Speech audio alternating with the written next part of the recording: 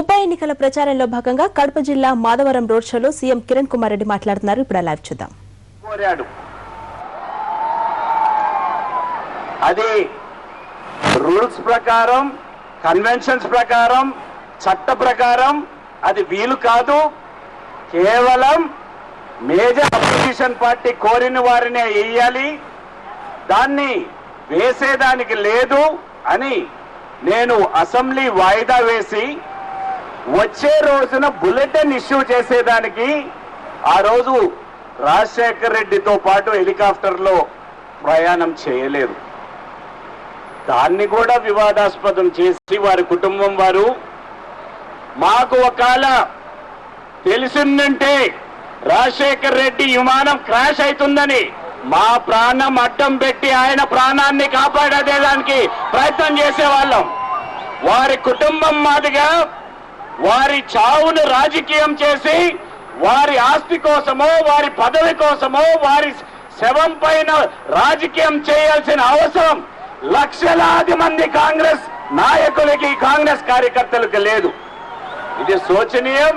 వారి కుటుంబం ప్రతి అంశం కూడా రాజశేఖర్ రెడ్డి మరణాన్ని కూడా రాజకీయం చేసి దాని ద్వారా లబ్ధి పొందాలని ప్రయత్నం చేయటం తీవ్రంగా ఖండించాల్సిన అవసరం ఖచ్చితంగా ఉంది. ఇదే కాదు, ఈరోజు జగన్మోహన్ రెడ్డి గారు జైలుకు పోయారంటే మాధవరం పల్లిలో నీళ్లు లేవని ఉద్యమం చేసి జైలుకు పోయాడా,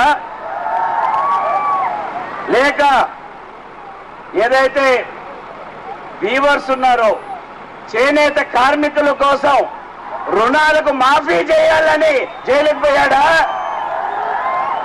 లేక బీసీలకు ఎక్కువ డబ్బు ఇవ్వాలి మన బడ్జెట్ లోని జైలుకు పోయాడా, లేక మైనారిటీస్ కోసం జైలుకు పోయాడా, రైతుల కోసం పోయాడా, స్టూడెంట్స్ కోసం పోయాడా, లేదా మహిళల కోసం పోయాడా? దేనికోసం పోయాడు? ఆయన పెట్టిన సంస్థలో వేలాది కోట్ల రూపాయలు ఏ విధంగా వచ్చాయి, దానికి సమాధానం చెప్పండి అని హైకోర్టు ఇచ్చిన ఆదేశాల మేరకు దర్యాప్తు చేస్తున్న సిబిఐ ఆయన అరెస్ట్ చేసి దర్యాప్తు చేస్తా ఉంది. రాష్ట్ర ప్రభుత్వానికి కానీ, కేంద్ర ప్రభుత్వానికి కానీ, కేంద్ర నాయకత్వం కానీ ఎక్కడే కానీ సంబంధం లేదు. అదే కాకుండా శ్రీ వైఎస్ రాజశేఖర్ రెడ్డి గారు ముఖ్యమంత్రిగా ఉన్నప్పుడు పరిటాల రవి అనే శాసనసభ్యుడి కూలి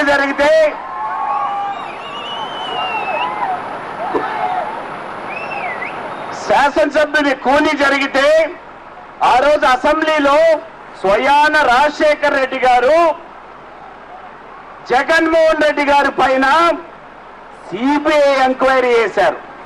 సిబిఐ ఎంక్వైరీ చేసి ఇది దేశంలోనే అతి ఉన్నతమైన దర్యాప్తు సంస్థ, ఈ సంస్థ దర్యాప్తు చేసిన తర్వాత నా కొడుకు సంబంధం ఉంటే శిక్షిస్తానని స్వయాన రాజశేఖర్ రెడ్డి గారు అసెంబ్లీలో చెప్పారు.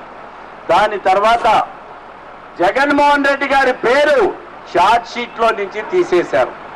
ఆ రోజేమో సిబిఐ మంచి సంస్థ, ఈ రోజేమో ఆ రోజు రాజశేఖర్ గారు స్వయాన ఆయన కొడుకు పైన సిబిఐ ఎంక్వైరీ చేస్తే కాంగ్రెస్ నాయకత్వం మా కుటుంబం పైన కక్ష సాధిస్తా ఉంది, లేక ప్రభుత్వం కక్ష సాధిస్తా ఉందని ఎందుకు అడగలేదు వారి కుటుంబ సభ్యులు అనేది ఒక్కసారి అడుగుతున్నాం.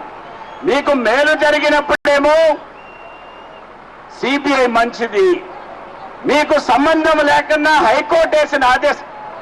బాబు, ఊరికే అరిస్తే ప్రయోజనం కాదు. వచ్చిన వారికి అర్థం కావాలి ఎందుకు కాంగ్రెస్ పార్టీకి ఓటేయాలని అడుగుతున్నాము.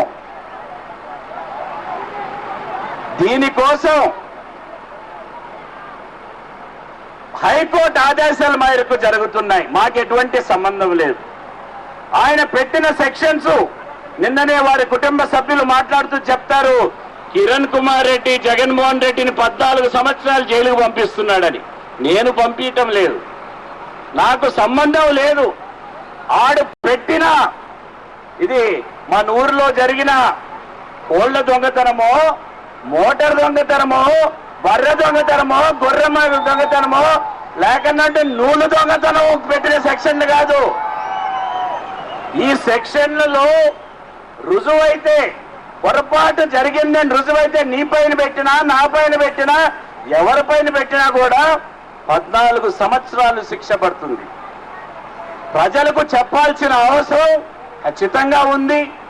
నేరం చేసేటప్పుడు నేరస్తులు నేరాలు ఏవి, దాని ఫలితాలు ఏ విధంగా ఉంటాయి రుజువైతే అనేది ఒక్కసారి చెప్పాల్సిన అవసరం ఉంది.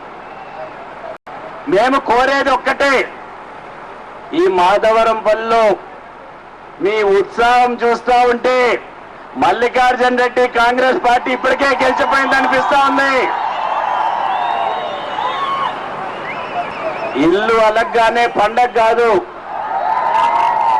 పండగ రోజు ఇల్లు అలకాలి. ఆడవాళ్ళకి చెప్తున్నా, పండగ రోజు 12వ తేదీ, ఎలక్షన్ 12వ తేదీ. ఈ ఉత్సాహం, మీలో ఉండే ఉత్సాహం, కాంగ్రెస్ పార్టీకి హస్తం గుర్తుకి ఓటు వేయాల్సిందిగా మీ అందరినీ, ఈ ఓటు మల్లికార్జున రెడ్డికి వేయటం లేదు మీరు, ఈ ఓటు చిరంజీవికి వేస్తున్నారు, ఈ ఓటు నాకు వేస్తున్నారు. మీ నియోజకవర్గ అభివృద్ధికి, మీ నియోజకవర్గ అభివృద్ధికి, మాధవరంపల్లికి శాశ్వత పరిష్కార మార్గం చూపించేదానికి ఓటేస్తున్నారు తప్ప వేరే దానికి కాదు. మీరందరూ కూడా కాంగ్రెస్ పార్టీకి ఓటేయాల్సిందిగా 2 చేతులు ఎత్తి మీరందరూ కూడా చూపించాల్సిందిగా కోరుతున్నాను. అక్కడ ఇక్కడ 10 మందితో మీ సమస్యల పరిష్కారం కోసం కాంగ్రెస్ పార్టీకి ఓటేయాల్సిందిగా కోరుకుంటూ చేతులు జోడించి మీ అందరికీ హస్తం గుర్తు పైన ఓటేసి గెలిపించాల్సిందిగా మల్లికార్జున రెడ్డిని మీ సమస్యలు తీర్చే అవకాశం మీరు ఇవ్వాలి, ఆ అవకాశాన్ని ఇవ్వాల్సిందిగా కోరుకుంటూ సెలవు తీసుకుంటున్నాను. జై హింద్.